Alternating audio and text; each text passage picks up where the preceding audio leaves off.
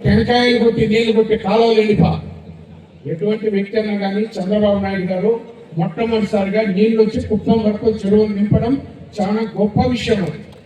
అంతేకాదు మీరు కనీసం అంటే అందరినీ నీళ్ళని ఓపెనింగ్కి కుప్పానికి పోవాలంటే కొన్ని కోట్ల రూపాయలు ఖర్చు చేయడం జరిగింది. కానీ దాన్ని రైతులు ఎవరు కూడా గమనించరా. ఈ రోజు ఏంటంటే కుప్పం నీటి వరకు వస్తే అంతేకాకుండా అమర్నాథ్ రెడ్డి గారు మన అసెంబ్లీలో మాట్లాడినారు, మాకు అటువైపే కాదు పరమటి తాలూకాలకు కూడా ఈ కాలువ నీళ్ళన్నీ కూడా పంపించాలని. అది సబ్జెక్టు అసెంబ్లీలో మాట్లాడితే దాన్ని బుక్ చేస్తారు. అదే గతంలో ఉన్నాడు, మాకు ఆయన సబ్జెక్టు తెలియదు. ఇదే అమర్నాథ్ రెడ్డి చేయాల్సింది ఆయన తినేది. నేను పోయి టీవీని అడిగినా, సార్ నాకు కూడా బిల్లు పెట్టినా 40 లక్షలు అంటే సబ్జెక్ట్ తెలియకుండా మాట్లాడేది, ఏదంటే అది మాట్లాడేది. అట్లా వ్యక్తులకి పార్టీలో టికెట్ ఇస్తే ఎంత మాత్రం పార్టీ బాగుపడుతుందని కూడా ఆలోచన చేయాలి. ఎందుకంటే అంటే నేను ఎంపీపీగా ఉన్నా, అమర్నాథ్ రెడ్డి గారు ఎమ్మెల్యేగా ఉన్నారు, మా అన్న సొంత ఎమ్మెల్సీ ఐపీఎస్ రెడ్డి గారు ఉన్నారు. మేమిద్దరం కూడా ఒకవేళ మా అన్న అధికారిగా ఉండి కూడా అమర్నాథ్ రెడ్డి అధికారిగా లేకపోతే కూడా అమర్నాథ్ రెడ్డి అని చెప్పిన మేము ఓటమి చెందితే కూడా మళ్ళా మేమిద్దరు కలిసి అమర్నాథ్ రెడ్డికి ఎందుకు చేస్తాం పట్టింది దాన్ని ఆలోచన చేయాలి జనాలు. అప్పుడు కృష్ణమూర్తి కానీ మా గౌడ్ కానీ వీళ్ళంతా కూడా మాతో ఉన్న వాళ్ళు అందరూ కూడా మేమిద్దరు అన్నదమ్ములు అమర్నాథ్ రెడ్డికి చేయండి అని ఎందుకు చెప్పాలా, దాన్ని ఆలోచన చేసే పండే జనాలు. ఎంతసేపు మాట అరే వాళ్ళిద్దరు అమర్నాథ్ రెడ్డి చిన్నోడు కావచ్చు, మా అన్న పెద్దోడు కావచ్చు. పెండ్లో మా అన్న కూర్చుంటే అమర్నాథ్ రెడ్డి ఇంకోటి మాట్లాడతాడు, అయ్యో రెడ్డి పెట్టాను. ఓడు గెలుపో సహజం. చంద్రబాబు నాయుడు కూడా చంద్రగిరిలో కుప్పంలో గెలిచినాడు. అవి వదిలేయండి, ఒకసారి ఏమాత్రం ఒకసారి ఇదే అవుతుంది. అమర్నాథ్ రెడ్డి అన్న మాతో బాగా కలిసి మంచి ఉంటాడు. ఆయన ఏం చేస్తాడంటే ఖర్చు మూసి పెట్టుకుంటాడు. మా ఆయన వాడెవరో ఇల్లు చేస్తున్నాడు. 16 స్వామి దిగింది, మేము వెళ్ళింది కొన్ని విషయాలు మీకు గుప్తంగా చెప్తాను. కాబట్టి 2029 కూడా మనం ఏం చూడాల్సిన పని ఏం లే. 25 పంచాయతీలో కాబోయే సర్పంచ్ మీరు మా మండలాలే కాకుండా మీ మండలంలో కూడా ఎంపీటీసీలు కొంత ఆయన కూడా గమనించాలా. ఆయనకు కూడా మనం ఒక పంచాయతీ ఒక మండలం అంటే తల తిరుగుతుంది. నియోజకవర్గాన్ని ఆయన కూడా కొంచెం ఇదిగా ఉన్నట్టు తెలియని వ్యక్తి ఏం కాదు. అందులోనూ అమర్నాథ్ రెడ్డి గారు కొంచెం పొట్టి హైట్, తెలివి ఎక్కువ, కానీ ఏమి మాట్లాడుతూ బయటపడ్డా నాకు బాగా తెలుసు.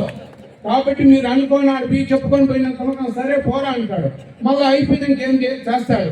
ఎవరు కూడా ఇప్పటికూ పదవులు లేకపోయినా సర్పంచులు కాకపోయినా అతనికి మళ్ళీ మనం అవకాశం ఇవ్వాలి. వస్తాడు ముందు కూడా మనం చేసినాడు అని తెలుస్తుంది. అది లేకుండా ఇప్పుడే వ్యతిరేకంగా మాట్లాడేది ఇలాంటి పనులు నేను చేయొద్దండి. తప్పకుండా 2029లో నన్ను కూడా చాలా మంది అడుగుతారు, ఏం నన్ను మీటింగ్కి రా వాడాడు. ఏడయ్యా దినమో వచ్చేది కొన్ని పనులు ఉన్నాయి. నేను 2028 నుంచి కంటిన్యూగా ఉంటాను బా, ప్రతిరోజు నియోజకవర్గాల్లోనే ఉంటానని చెప్పి కూడా తన బంధువర్గాలు కూడా అందరికీ కూడా క్లుప్తంగా తెలియజేసినాను. 2003 ఏమన్నా నాకు చిన్న కోరిక ఉంది, మొన్న మెజారిటీ తక్కువ కాబట్టి 2029లో దాన్ని డబ్బులు కొట్టేస్తే అప్పుడు తృప్తిగా మీ అందరితో కూడా మాట్లాడి సంతోషిస్తా. ఎందుకంటే అతను మాట్లాడే మాటలకి మీ నాయనికి చరిత్ర ఉంది, మీ కుటుంబానికి ఉంది. నేను 32,000తో గెలిచా, నువ్వు ఎట్లా గెలిచినావురా నాయనా చెప్పు, అది చెప్తే కదా. అది చెప్పండి, బాగా అవుతుంది. ఈ సెల్ ఫోన్ ఎత్తుకుంటే పగలగొట్టేద్దామని అనిపిస్తుంది. అవంతా మాట్లాడకూడదు. నేను కూడా ఒక గ్రామ పంచాయతీలో సర్పంచ్గా నిలబడి నా తండ్రి సంతూర్ ప్రెసిడెంట్ ఓడిపోయినా, ఒక అనామకం చేతిలో ఓడిపోయినా. ఇప్పుడు కంటిన్యూగా మా భార్య ఏకగ్రహం. రేపు కూడా ధైర్యం ఉంటే ఎవరు కూడా చేయలేరు. నాకు అవసరం లేదు. నేను చేరడం ఏమిటంటే వాళ్ళ రాక్షస పాలన నుండి వద్దు, ఈ రాక్షస పాలన మనం బతకలేము, ఇది నీతి నిజాయితీ పాలన కాదని చెప్పి అమర్నాథ్ రెడ్డి సమక్షంలో పార్టీలో చంద్రబాబు నాయుడు సమక్షంలో చేరడం పదవులకు ఆశించి కాదు కూడా గర్వంగా చెప్తా ఉన్నా. ఏలాంటి పదవికి ఆశించి కాదు. నేను 2029 దాకా కూడా పార్టీకే పనిచేస్తాను. ఇంకా రెండో పార్టీ అంటే నాకు లేదు.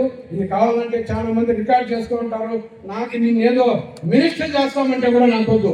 ఎమ్మెల్సీ చేసినారు, అంతా చేసినారు, అయిపోయింది, నాకు ఇంకా అవసరం లేదని చెప్పి కూడా తెలియజేస్తూ ఈ రోజు మీ అందరితో కలిసి మీరు కూడా అందరూ కూడా అన్యోన్యంగా ఐకమత్యంగా ఉండి తప్పకుండా ఆయన మీద మచ్చలేదు. నాకు తెలిసి ఎప్పటి నుంచి కూడా మచ్చలేదు. ఒక్కోసారి ఎంపీపీగా ఉండి ఇంటర్వ్యూ తెల్లవారు లేట్గా వస్తే ఆఫీస్లో కూర్చోండేవాడు.